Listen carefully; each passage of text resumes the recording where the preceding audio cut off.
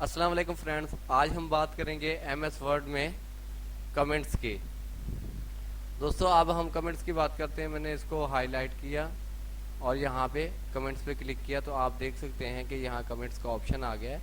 इसमें आप चाहे जो भी लिख सकते हैं अपनी याद दहानी के लिए, याददाश्त के लिए, रिमेम्बर के लिए कि आपने ये किस लिए लिखा था। इस पर मैं एग्जांपल के तौर पे लिख देता हूँ HTML पैराग्राफ, HTML लिख देता हूँ जो कुछ भी। और उसके अलावा और कमेंट्स करना है तो आपने यहाँ पे सिलेक्ट करना है और फिर न्यू कमेंट्स, और यहाँ पे आप लिख सकते हैं। जब आप प्रिंट निकालेंगे तो ये आपके प्रिंट में कमेंट्स का जो ऑप्शन है ये नहीं आएंगे, इस तरह एक डायग्राम आएगा। Thank you for watching my video. अल्लाह हाफिज़।